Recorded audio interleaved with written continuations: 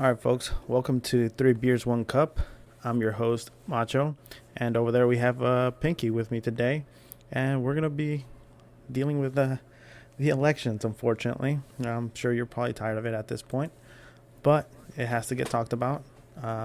It's made things very uncertain, definitely at least for the next few days. But we'll see what new information we can get to you. So what do you think, Pinky? Do you think a lot of these votes are going to get, taken away from the count, or? I mean, it sounds like they've already declared the winner, and they've been doing more counting in other states, and so many other states have they've come out and declared that the math in so many of these other states all but certainly point towards Joe Biden being president-elect. And I think the current administration is going to have a very hard time contesting that um, without bringing it to the Supreme Court or other methods. Yeah, I mean, I know that some people have done the math and everything, um, and they think that even with a lot of these votes not getting counted, Biden might actually still win. And I believe what Trump's main path to winning, or what he's going to attempt to do, is going to be to actually invalidate all the mail-in ballots, which would be, ooh, that would be damaging to the country, but it would get him the win. Yeah, that'd be pretty catastrophic because it's completely unprecedented, never been done before, and it is, I'd say, almost it's a textbook definition of an attempted coup. I don't know about a coup, but Right, because you need military support for an yeah, actual effective coup, but I guess just throwing terms around. Definitely, it is different than how we usually have conducted elections, and we're definitely set up, I'd say, dangerous precedent. I mean, I would definitely agree. I think he, it's almost like how he's done business throughout the years, right? Where, even with his taxes and stuff like that, he's taking advantage of every little loophole out there to, end up on top. And, I mean, it gets him the win, obviously. I mean, the man is rich, but at the same time, I mean, is it something we want to set a precedent for here, within our democracy, right? Or is it going to cause some issues further down the line? I mean, I'm, I don't know what the Democrats could actually do though to stop it if he actually takes this to court. Um, well, that's also assuming that the courts are going to rule in Trump's favor and not turn on him. So, and that's, I mean, there's so many variables out there that it's really hard to make any solid predictions. Yeah, I definitely agree. I mean, and then also there is a possibility that he just steps down from being president 2 days before he has to hand over power to Biden, and then Pence pardons him from all crimes, and then he goes on and make his news network like nothing ever happened, which some people saying that it seems like a pretty likely scenario happening. I mean, they could try to go for him for certain crimes and stuff, but I think people are just kind of gonna let him go because establishment would have power again. They don't care. Right. He's a small fish at the end of Mm-hmm. the day. Because like the Republicans, they got their Supreme Court justices and also like 64 appeals court justices or some a pretty high number. Not to mention the 153 other appointments made by this administration, so all conservative judges, and they're also what's the word I'm looking for?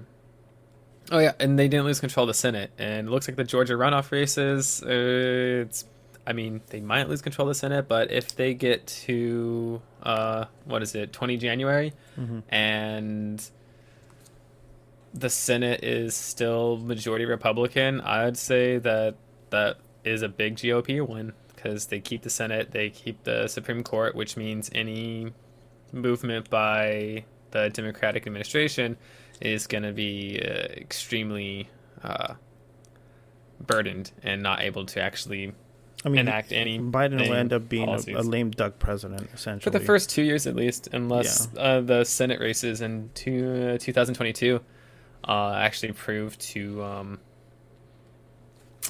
be a blue wave like they keep predicting they're going to have. So he's already mentioned that if he loses this, through the courts, and loses it obviously through the votes, after the recount and everything, he's already said, 2024, I'm back. He's gonna run again. I don't know if he's gonna have the same momentum, or if they're gonna try to go after him, obviously, for any crimes or anything like that. Because we know that the system does. It can be a little bit vengeful sometimes, right? So I don't know if they're going to do absolutely. that. Yeah, so I'm not sure if they're going to try to do that, but if they do, I mean, we'll I see who know he's got on his side, really. New York's gonna definitely go after him for stuff with his properties and some irregularities and his filings and stuff. So they already have a case made up for him. But I also think the We'll see if it sticks, Republicans, though. I think the GOP think tanks are probably getting together and they're like, all right, so like that was a disaster catastrophe, but it did work. So like what elements of that really worked and what can we use for like a Future new elections. improved candidate? Right. I mean, a lot of people were talking about his son even going up there and getting into politics as well. Oh yeah, Baron. Yeah, I mean, oh, yeah, of course. I mean, the kid's tall enough, Jesus, kid's huge. I mean, what? He already had the uniform with the shirt that said the expert. The meme that was going around. There you go. Got it. He's got it done. Yeah, he's got lock pat. No, but his junior. I know they were talking about him possibly going into it. I don't.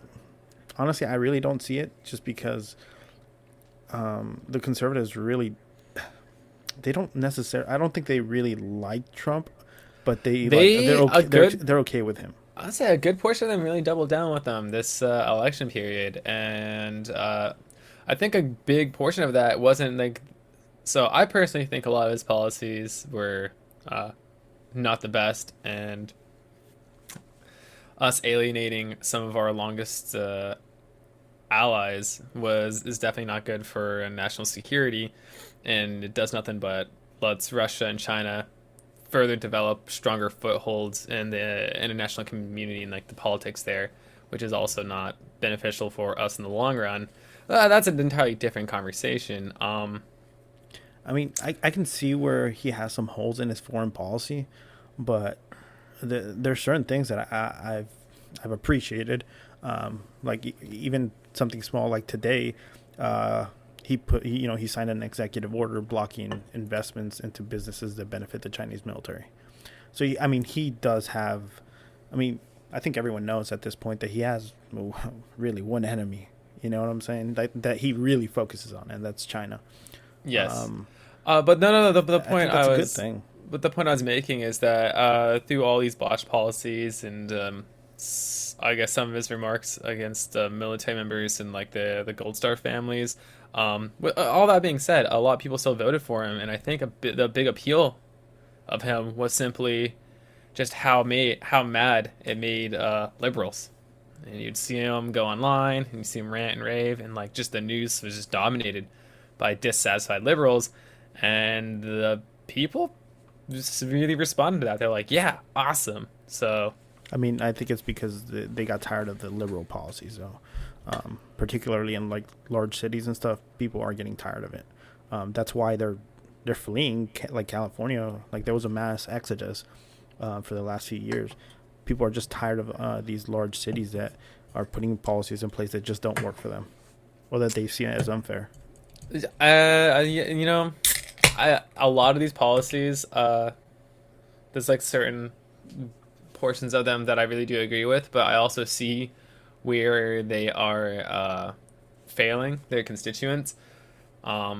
and not actually addressing real issues. Well, it's like Because I know in San Francisco, so I don't know a whole lot about it, but from what I've kind of glanced over and got the impression of is that like one of the things about San Francisco is that in order to have a new housing development, they have laws in place that's in theory supposed to benefit the local population, where there's like rent control. So you build a new housing development, but you can only charge so much for rent.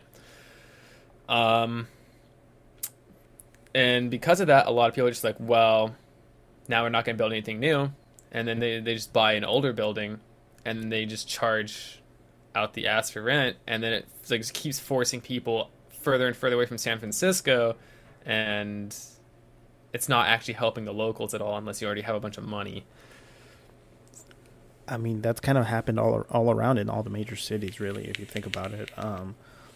Kind of policies that are supposed to help, your poorest or your downtrodden, they really end up not working. I mean, obviously, no city gets it right. Obviously, there's a lot of cities with poverty and everything, but your major cities have just failed continuously. And so, if your voters, see this happening time and time again, I mean, what do you expect them to do other than either flee if they can, or just live in poverty? You leave them with no choice.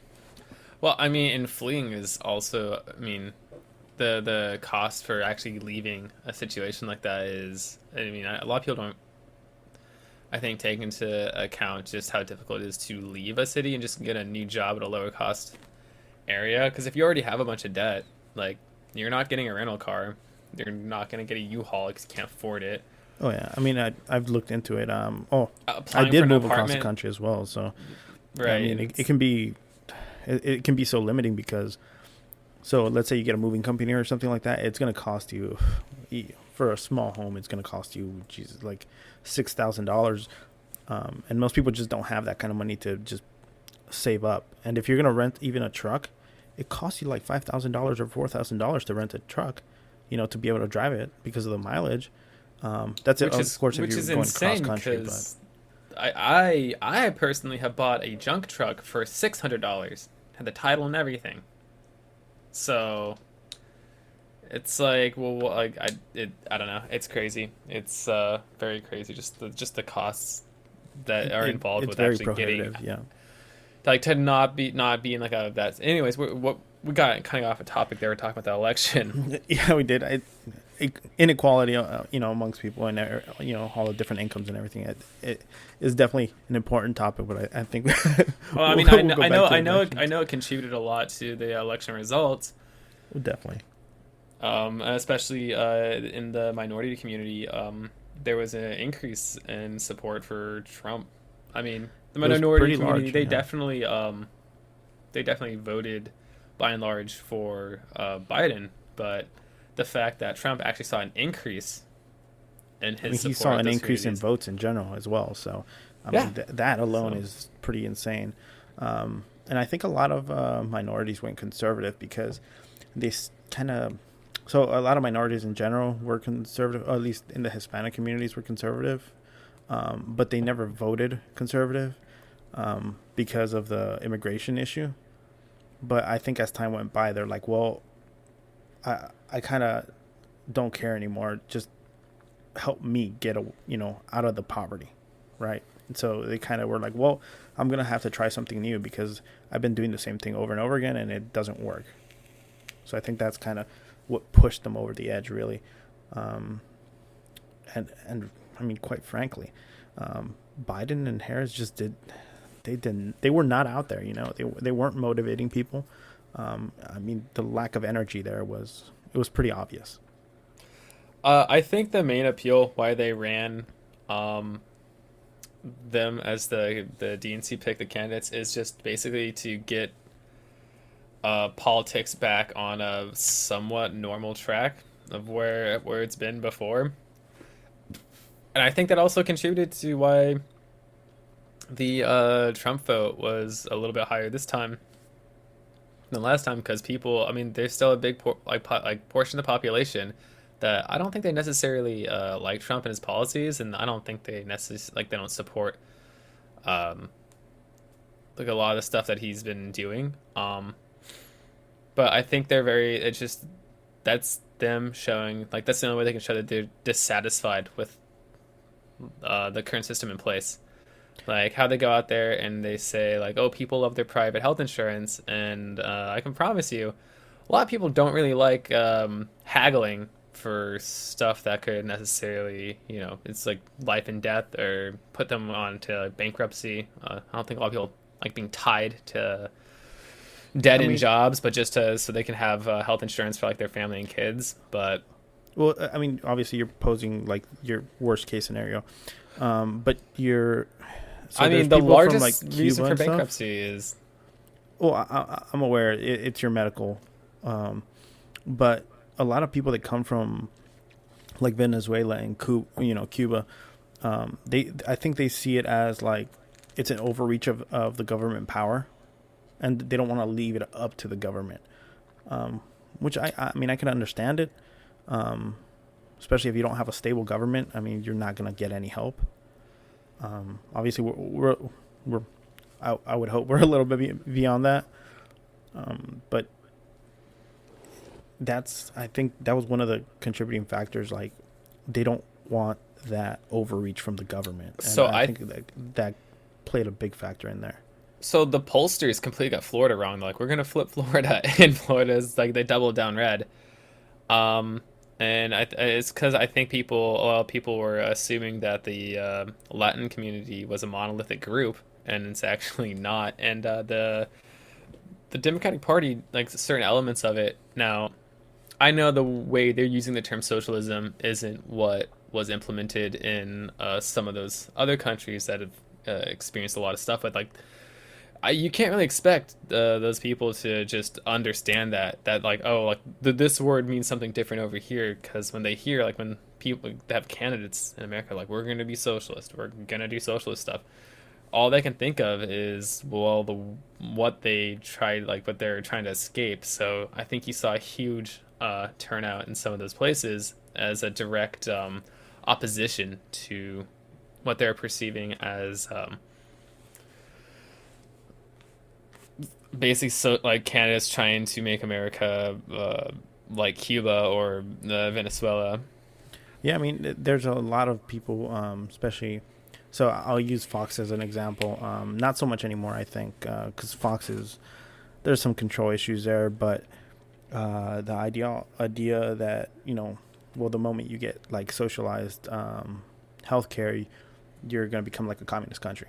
Like that kind of propaganda was pretty prevalent. It's very Um, powerful too. Like a lot of yeah, people see that and they're like, "How are we gonna pay for this?" And that's such a difficult conversation because I mean, there's we a lot of easily factors that go into it. It's not an right, easy conversation to have at all. and it's so hard to well, in my personal opinion, it's really hard to explain that the reason why the costs are so inflated is because there's like it's been lobbied in the government for these mandated middlemen to sit there and negotiate the price of the hospital regarding like well how much your life is worth and you know how much those cough drops are for like this month.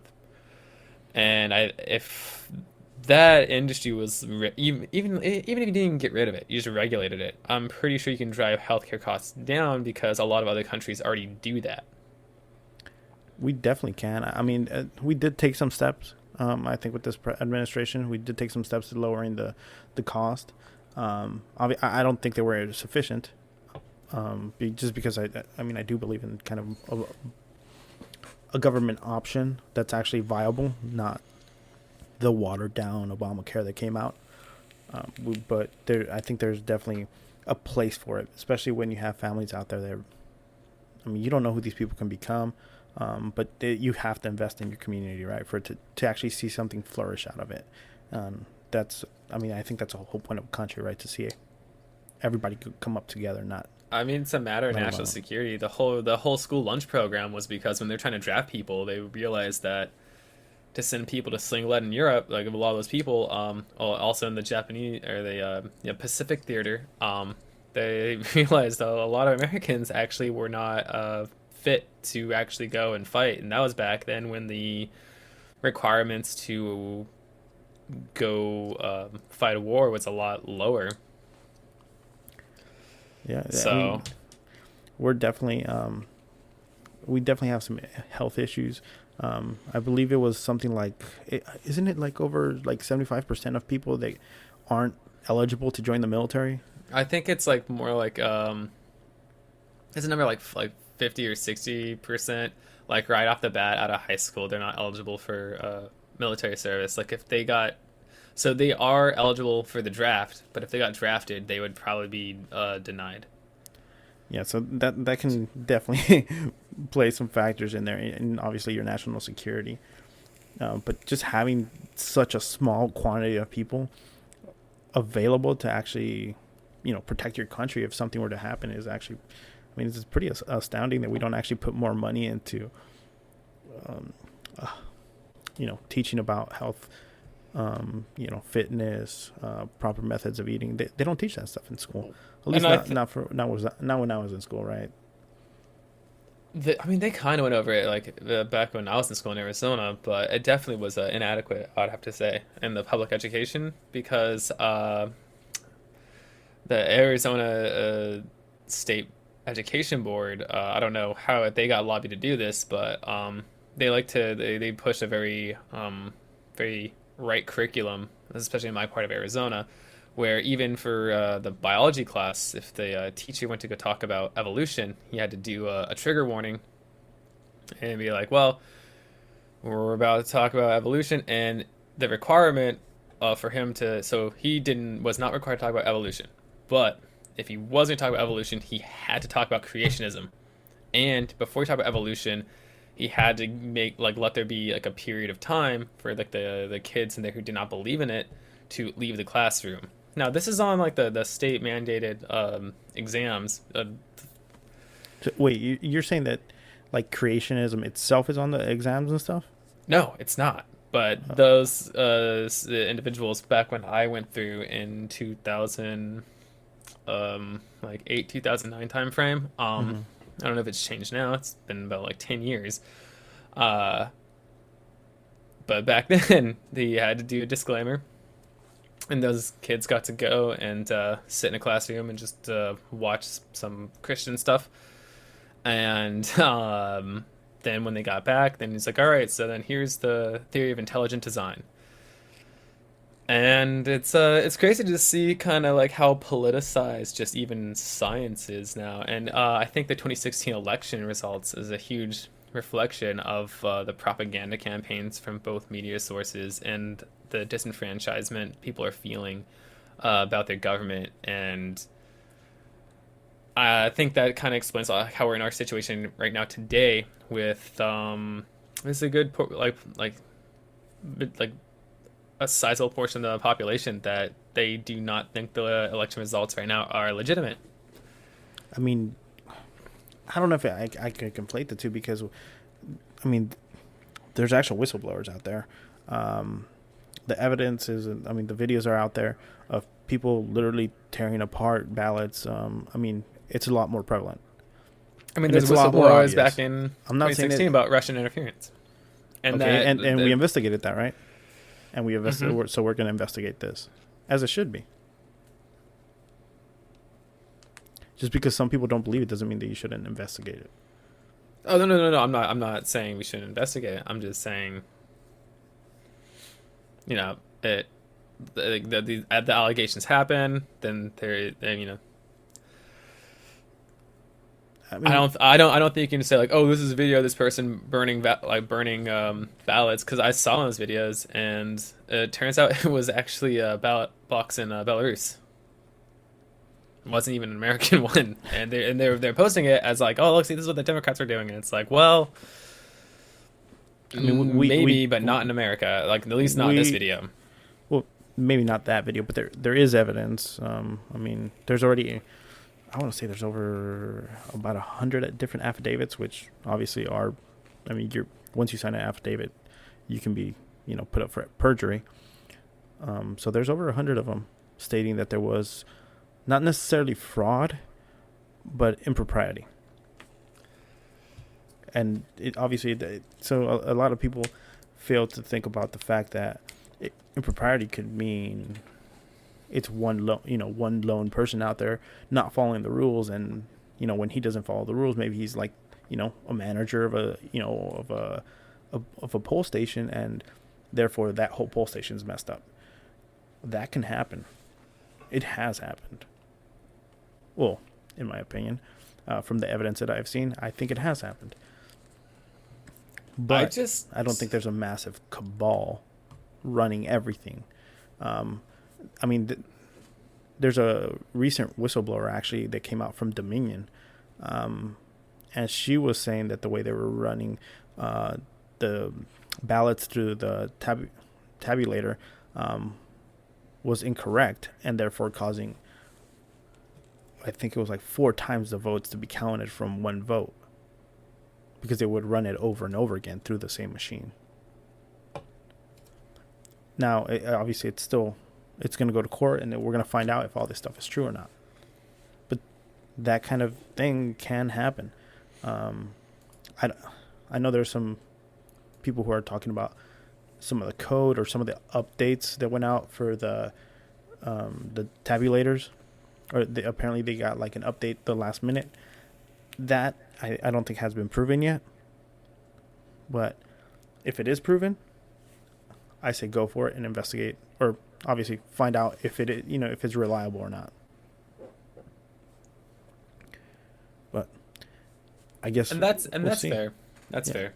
And I, because what I'm kind of contesting is just the individuals trying to perpetrate this theory that it was a huge combined effort to, uh, I guess, make the election fraudulent in Biden's favor, and I just don't really agree with that, because if that was the case, I don't know how they ended up losing seats in the House and also not taking the Senate, because even if Biden wins, um, the Biden and Harris administration, they're going to have a really hard time just getting any policy passed with the Senate not in their favor, and especially the Supreme Court, with a bunch of conservative justices, especially the one justice that Biden accused of being a sex offender. Yeah, that he's gonna have an issue What with what that. is his name? Thomas Clarence, or Yeah, Honorable Thomas Clarence. Yes. So which I just I like to don't. say, his memes are fantastic. If you haven't seen them, you should definitely take a look at them I've seen a few of with the the glowing memes. red eyes and stuff. It's pretty awesome. So I say, if the Democrats did try to do some huge election fraud thing, they really they suck at it, Unless their whole point because was this is not just to remove him from office, but to basically just let the establishment be back to what it was. Because we're not going to lie to each other. The Republican Party is establishment as well. They're the same thing as the Democrats. They're playing slightly different fields, but they're the same. It's the same. It's pretty much the it's same thing. I'd say at the end of the day, yeah, it's basically just a bunch of people paying lip service to their constituents, and behind the scenes, really only benefiting, like, Wall Street. And Anything they have investments in, pretty much. do you mind if we take a quick break? Yeah, sure, no problem. All right, I'm gonna be back in just a little bit, and I'm gonna pause my mic. All right. Well, while he goes and does what he needs to do, um, if you're out there, go ahead and let us know what you think about the current elections and kind of how they're being run. Obviously, when I say that, I mean, do you think that they should be investigated? Should it not be investigated? Should we allow this to actually go to the courts or not? Obviously, whatever happens is going to happen. There's not much we can do about it. But what's your opinion on it? And do you think it's going to create any kind of division amongst the country? I'm well aware that there's a lot of division currently. But how bad do you think this could get? I know some people were saying some things like Civil War related. I don't think we're quite there yet. I think as an American people, we value freedom very much, and I don't think that's something we're going to give up anytime soon. I know that we're a lot of people would say that we're losing rights due to different situations that arise, like things like the Patriot Act. But I don't think we're to the point where we've lost so much that the country is irreparable, right? But go ahead and let us know. In the comments, let us know. Hey, do you guys think that are we at that precipice, right? Are we at that point where, or the point of no return? Like I said, I don't think we're there yet, and hopefully we won't be. Hopefully we can actually solve this democratically, right? As our forefathers intended. I know that there was certain things like the Second Amendment that were put in there as protections, but I think for the most part, everyone can kind of learn to get along if we just actually put our minds to it and decide on, hey, violence is not the right answer. I'm aware that certain situations call for it, but I just don't think we're there yet. But yeah, just let us know, and we'll be here and we'll take a look at some of your comments and maybe talk about them next time. But no, I think for the most part, the majority of people in America at the moment actually don't really care. And it may sound a little strange, but I think most people they look at the media as, or all the propaganda that's put out there by the media as just like, oh, I'm walking out of work and I see the news, CNN says, or Fox says, oh, the communists are taking over, or, oh, all these right-wing, terrorists or anarchists are, doing some attack or something. Everybody's going to push their ideology, right? But I think your majority of Americans are just, it's almost like they're numb at the moment. They don't believe that the news really gives them truth or solves anything. They just see it as kind of just another part of life that you just kind of push to the side. Because clearly, I think most Americans should. I guess you can look at how many people voted, and I'm well aware that there was a lot more votes this time. Whether obviously there was mail-in voting and whatnot, but I know there was a lot more voting than ever before. But there's still like over half the population that just didn't care to vote. Quite frankly, it didn't matter to them, because what mattered to people like that was, getting food on your table. Can I pay rent? Obviously a lot of people are outside of work because they're in the middle of a pandemic, or we can we can break that down some other time. But we're in the middle of a lot of businesses being shut down, a lot of mom and pop shops getting closed down, and there's nobody out there to actually speak for them. A lot of politicians will say that they speak for them, but at the end of the day, look at Nancy Pelosi. She basically put a stop to the money that was going to be coming. And I'm aware that $1,200 is really not that much when you talk about being out of work for possibly a year at this point. But it's still something that would have helped along a lot of people that were in a very hard place, or that are in a hard place, because obviously restaurants, different kinds of businesses that are like entertainment based, they're just closed. All those people, no income. Obviously they can go to unemployment and things of that manner, but it's really not enough. I think, there's the majority of states. So, like we'll talk about later on, Arizona is one of the most strict when it comes to unemployment. So who knows? All right, guys. Sorry about that hiatus I took. Had some ghost pepper burritos, and well, you know what that entails. Yeah, we're well aware of the fire snakes, but let's not get into too much detail there. Yeah, that's not what we're discussing tonight. Maybe next podcast. But yeah, no, I was just kind of going off on a rant about kind of the division kind of sown by media and whatnot, um, and what it can actually mean for the country, at least in the future. But yeah, no, I think I was mentioning how your average American, I don't think really cares about the election. They just want food on their table, you know, especially during these hard times. I mean, honestly, as long as the average American has food on the table, access to entertainment like Netflix, the internet, they're not. They're. I don't think they're gonna like. That's all they really care about. Yeah, I mean, you can't really blame them. But you take that away from them, and as you've seen with COVID and the mass, like the most unemployment since I'd say like the Great Depression. You have a lot of people out of work, not really able to make ends meet.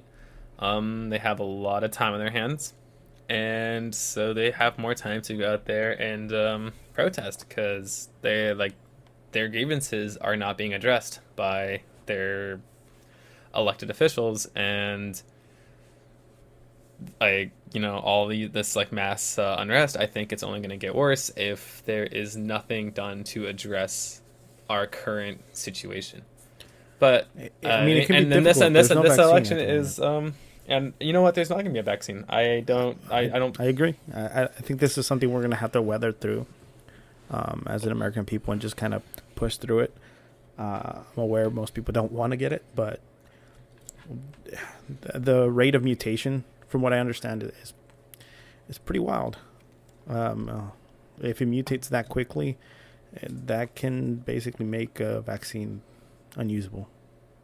So we don't really see an outcome or an end to this anytime soon, unfortunately. At least I don't. But what do you think? I don't either. I don't know if you want to save that for a different podcast. I just want to keep talking, which I'm good either or. No, we can head it back. Well, I mean, it does relate to the elections because I believe there was a vaccine that came out, or it didn't come out, not to the public. As soon it as was supposed to be 90% effective right after Okay. the elections, which was so what I interesting. want to yeah, I'm gonna debate that one. No, as soon as this virus started getting taken seriously, well, not seriously, started coming out in the open, immediately companies are claiming that like, oh, we have this trial that it's already like 90% effective, and I don't believe any of them because all those companies came from like they made these statements, and a lot of people touted it like, oh, this is nothing to be worried about, like because we'll just make a vaccine for it.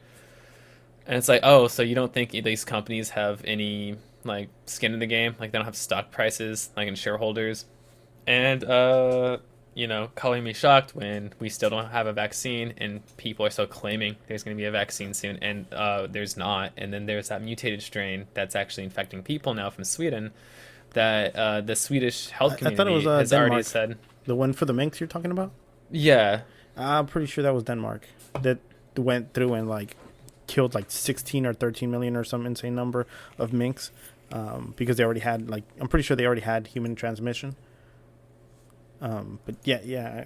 well, it went from human to minks, then minks back to humans, and that little rascal of a COVID strain basically renders all future vaccines basically moot as it stands right now. I mean, it's like looking at the flu, right? You can get the vaccine for it, but it doesn't. I mean, it helps you if you it actually helps catch the flu. Yeah, so it helps your immune system a little bit, but it doesn't. It's not gonna make you fully immune to it, you know. So I think that's what's gonna happen with the vaccine that they put out. I know Russia. Jesus, I don't even know why I'm mentioning it because let's be honest here, it's probably a lie. Said they had a vaccine that was 92% effective. Of course they do. Yeah, just slightly more effective than the one we have. No problem. Yeah, and it makes a lot of sense. And yeah, I think that's this COVID pandemic that really I mean, it definitely affected the elections. obviously. Yeah, I think because without COVID, the mail-in wouldn't have been a factor. Because most states are just they do not do it, but Personally, I because think if the economy was going the way it was going, whether or not you believe it was overinflated or not, I think we would have still been on the upshift. So he would have. I think Trump would have gotten elected, no problem. I think there would have been definitely issues, but I think he would have an easier path to being reelected. I don't see too much of a question in him getting reelected. If the economy was better, and obviously we weren't like mid-pandemic because we're not at war. I mean, that's I one mean, of the big things. People are tired of war. we're We've been still at at war war. for what 2001, two.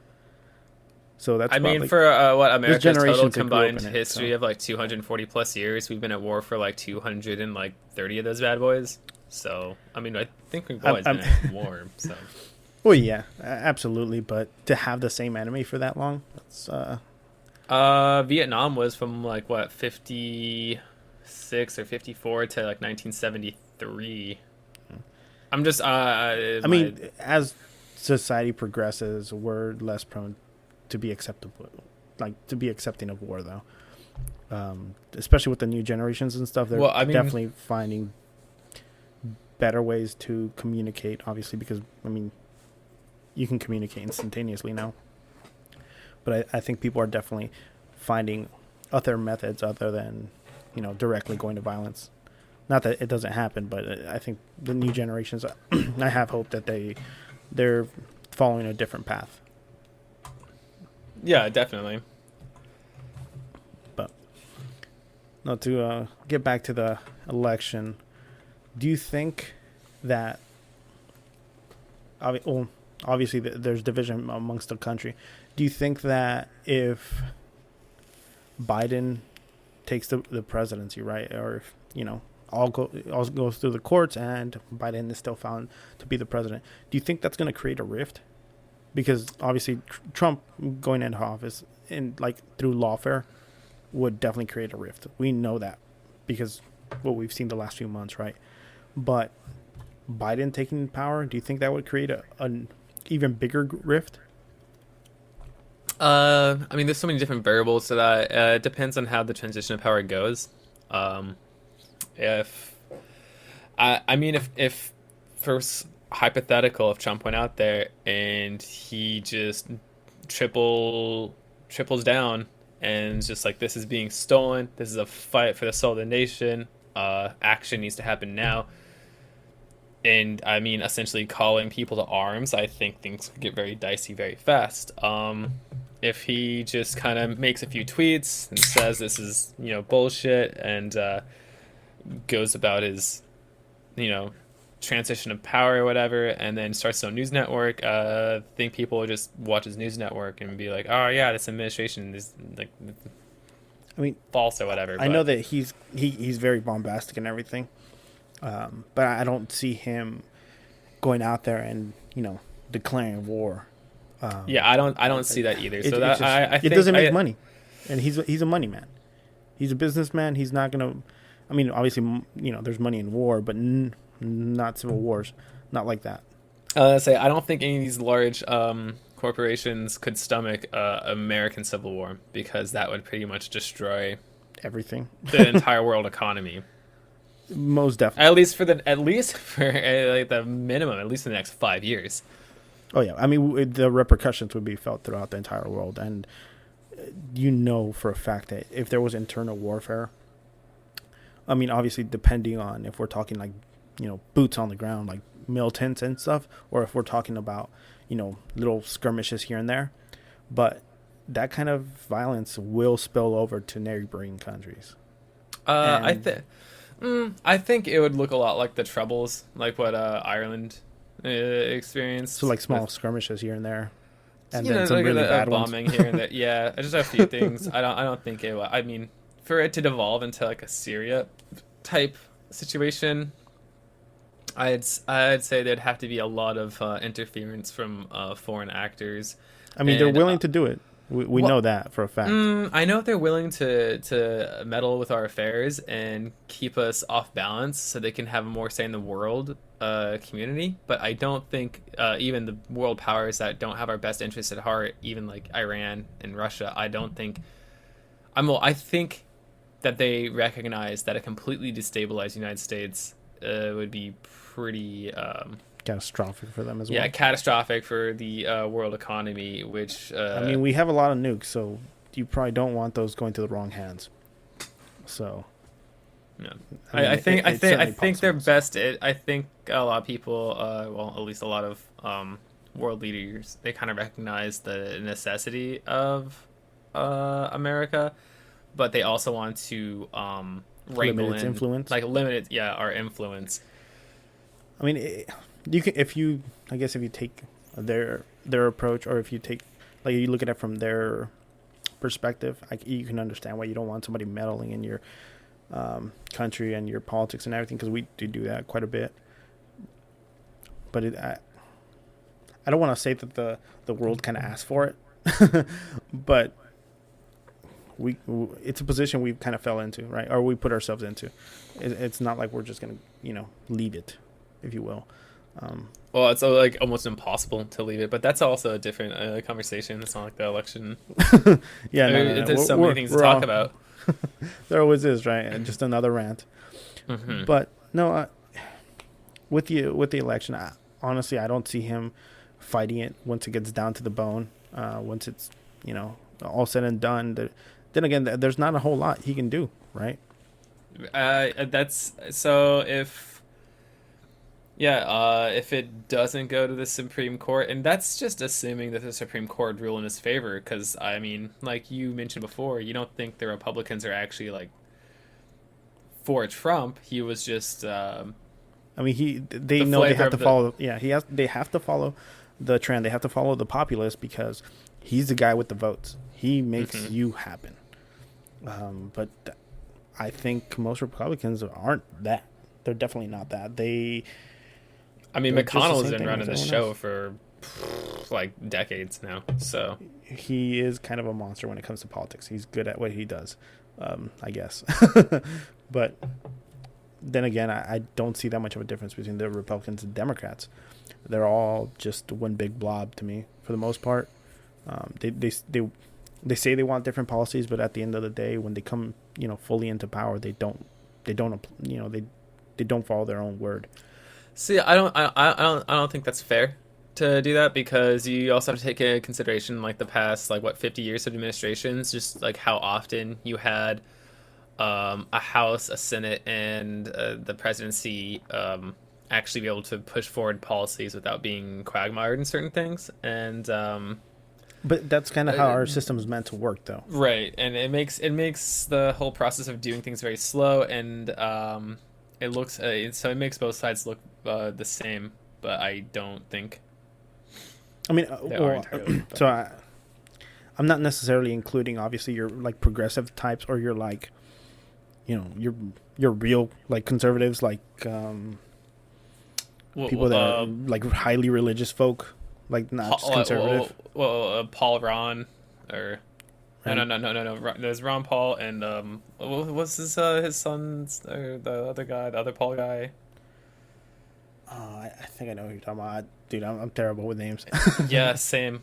But he was one of the few conservatives that he's in Congress, and he would take his time on the floor to do the bare minimum of a filibuster and just use it to basically admonish his own party, because he's like, you guys you say you're fiscal conservatives, but you just want to spend money just like the Democrats right over the aisle, right over there. And it's just like, well, I don't really agree with everything you're saying, but at least you're being consistent with With whatever what his you idea was. say, what you say your morals are, or why people should vote for you. Because too often politicians are just like, oh, I'm not like this candidate because this, and then they go around and they just do policies that Yep. just don't they're not helping the people that it should be helping. Well, because at the end of the day, all that matters is, again, making sure they get their reelection. So they'll throw those pretty words at you, and then, just throw more money back into, whatever stock or whatever company is lobbying them the most, right? whoever's getting him the best prizes. Unfortunately, there's ways to get around that, obviously, or to try to fix that. Um, but I mean, Teddy Roosevelt, when he was busting apart trusts and stuff, that was pretty cool. But yeah, unfortunately, it's I so don't hard. think I don't think we're going to find anyone like that. I mean, I think Bernie Sanders is the closest, but again, I mean, I have my own issues with him. right? And that would be like a whole different spiel. But Hmm. I mean, I do have some issues with him and the way he kind of changed over the years, within the last few years, actually. I'd say the biggest thing he did. I have to throw Andrew Yang in here too. The biggest thing they did is they brought, and AOC also. They Well, all so kind of Andrew brought Yang was forward. a very, very interesting character, bringing some new, fresh ideas. I think like UBI and stuff, but I don't think he was truly realistic with a lot of his ideas, because we But have to it look at it from a perspective of time frames and what we can actually apply. but it is a conversation we need to have sooner than later because it is going to happen. I don't know about UBI necessarily being necessary. I'm talking about the automation and the decimation Oh, of the absolutely. labor force, and a lot of people who know money and no support system. I mean, we can only coal mine so long, right? Right, You know, I mean, we can only burn no, so you know, much I don't clean mean to coal disparage apparently. that. I don't mean to disparage that job, but there's certain things we can only do for so long, and there's obviously with the advancement of technology, we're going to have to get more educated, and I don't think that jobs are just going to disappear, but people are going to have to get smarter. Quite Oh, frankly, they're or just at going to least, have to really like put themselves into uh, a new mentality of like, so hey, I have to I wouldn't learn. say it gets smarter because I think even being a coal miner takes a certain level of intelligence. Like I mean, if you took your normal college kid and you put him in a coal mine, like I don't think they'd recognize the dangers of like carbon monoxide buildup and like the equipment down there and when to leave a mine or when like the to note Or when it's going to blow up notice, on you. yeah, or like when the mine's about to collapse. Like I mean, those guys are intelligent in their own way, just like truck drivers are intelligent in their own way, and like everyone in their own fields. Well, I think so rich people have to. I think the country really needs to have an honest conversation with itself and talk about the future and the well, future of the economy and just where we need to go well, I think and the adequate steps it's not so to much ensure people intelligence. don't get left behind. Yeah. Well, so I, I guess I made the mistake. So it's not intelligence necessarily. We just need to get more. Um, how do I put it? Specialized, right, in specific things, which is what we've been doing for the last thousands of years, right? Yeah. But it's definitely something we're going to have to get specialized with certain things that we're not necessarily comfortable with. Hmm. I know we're obviously comfortable with like labor, a lot of us, because it's just kind of easy, right? Or it's not easy like physically, obviously. And there's a lot of factors. Like I used to load trucks, right? So there's certain things that you're supposed to know about how to properly load a truck that can actually be dangerous for your driver, right? But you wouldn't know that, and it's not so much intelligence. It's just there's certain things you just have to learn. Certain like basically common sense things for that laborer, but not for anybody else. And I think that's definitely it's going to be a shift from that kind of thing to, well, you have to get like obviously a lot of jobs are moving like online and stuff, so you have to learn. Oh well, you know how to. I mean, you have to learn how to code. You learn how to design. There's a lot of different jobs that are kind of moving online nowadays. No, I mean, I'm sure you know. Definitely. But I don't know. I think, well, regardless of who takes the presidency here, I think if we decide to actually embrace them, as long as they don't do any crazy stuff, obviously, and we actually bring it together as a country, we can kind of push towards certain not ideologies, but towards certain goals. And I I'd think say that's solutions. yeah. Push towards solutions, not ideologies, not like weird things. Yeah, Well, like I mean, we can push solutions. towards certain goals as well, but there's just we've kind of had a rough couple of years because we've been fighting against an ideology the entire time. We haven't had a clear cut enemy. Yeah, and I'd like to bring it back to election talk, and this is actually really good segue back into that. Like the reason why. So I think Bernie Sanders, Andrew Yang, Alexandria Ocasio Cortez. I probably mispronounced that. My apologies. Just AOC is fine. And a lot of other candidates they did bring to the forefront to the American populace. And depending on where you got your news from, it could either be like the apocalypse or, really good progressive ideals. But they did bring forward a lot of issues that are looming, like right ahead of us that we need to start focusing on. And I think the 2016 election really reflected that, where you had a wild card like Trump, and then you had the establishment saying like, nothing's going to change, we're not really going to do anything, and people voted accordingly, or they didn't vote at all because they just felt like their voice wasn't being heard, Or they're just completely disenfranchised. yeah, exactly. In 2020, just to see one of the largest voter turnouts in a presidential race in history for the United States, and just how many people still voted for Trump. Which, if you listen to the pollsters and a lot of the media outlets, they tell you that that Trump was just like definitely like no one liked him and it's just awful and just the worst thing ever. But if you look at the votes, like according to the math from the Associated Press, Biden won the popular vote as well as the electoral college. But even if you look at those numbers between both of them, they still like Trump still has a pretty sizable chunk of people who went there to the ballot box and they filled in that box, and they're like, Donald Trump is, because like I think they're just like, oh cool, you're just gonna do the same stuff, and like we're not gonna have affordable health care, we're not gonna do anything about the environment, we're not gonna do anything I about think the thing is that most people have heard this already, Right, yeah, exactly. Like they've heard these talking points election. and they're tired of it, and they're just like, you know what, I'm not playing this game anymore, I'm done, I'm gonna go ahead and that guy you're telling me not to vote for, I'm gonna vote for him because clearly you think he's a bad idea, but you've been wrong constantly, so this is probably a good idea. And I think they just went with it. Yeah, no, that's what I think. I think that's a huge contributing factor to why we're here today. That, and also, what was that thing that was passed in the 90s? It was something about like the Fair Media Act that got repealed or something. Yeah, the propaganda thing. Basically, and then ever since then, the media is just like, let's just politicize fucking everything. And so elections now are just team sports, and I mean, they obviously have much more bloody and deadly outcomes, or they can.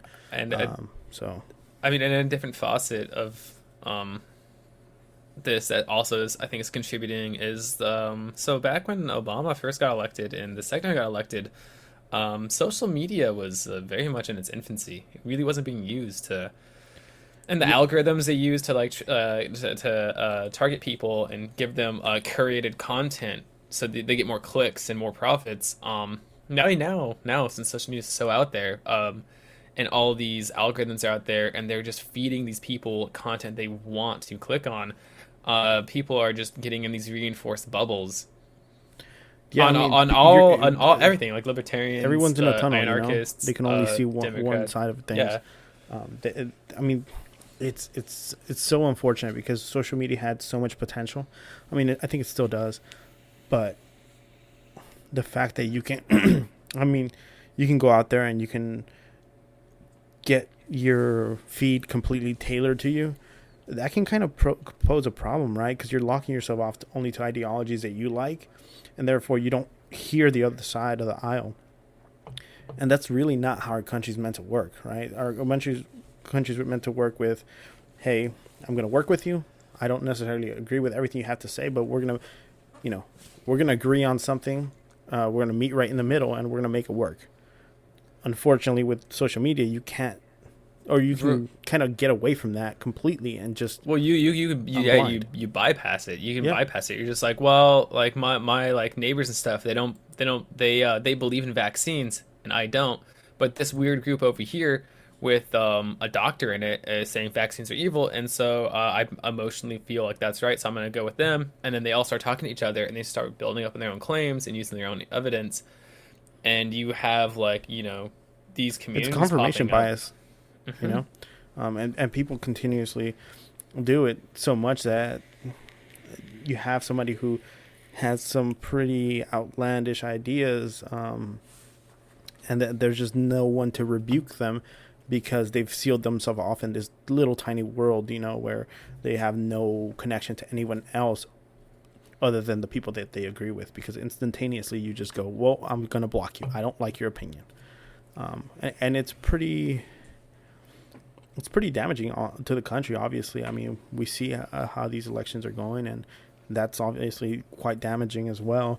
Hopefully we can actually find somewhere, after all is said and done, with the elections, hopefully we can find ourselves in a place, as Americans, instead of just looking at ourselves as, oh, well, you're left, you're right, or, whatever it may be. But hopefully we can find ourselves to a point where we can come together and be like, hey, we messed up or whatever it is. Let's talk. Let's actually figure this out like our forefathers actually figured we would, and not actually end up, at arms. So hopefully we can do that. I mean, I have full hope that we can. I think we will. I don't think we're going to get to the point where we're going to come to violence. I mean, obviously we have come to a certain level of violence, but I don't think we're going to get to the, that point where it's, full blown militias, blasting each other. Like I don't see that. Not for America. I think we're better than that. Obviously there's certain organizations and things like that want revolution and everything. But I just don't think they're quite effective when you have somebody who's like, why would I fight your revolution for you when I'm trying to get food on my table and I can't? Like they don't have the time to fight that war. They won't. Well, I would hope. But regardless, I think regardless of who the person that comes into power, we just need to really focus on making the country better and kind of healing wounds, if you will. What do you think? Yeah, I think that's a really reasonable take. I think we have a lot of work to do with addressing basically then the media being so inflammatory, and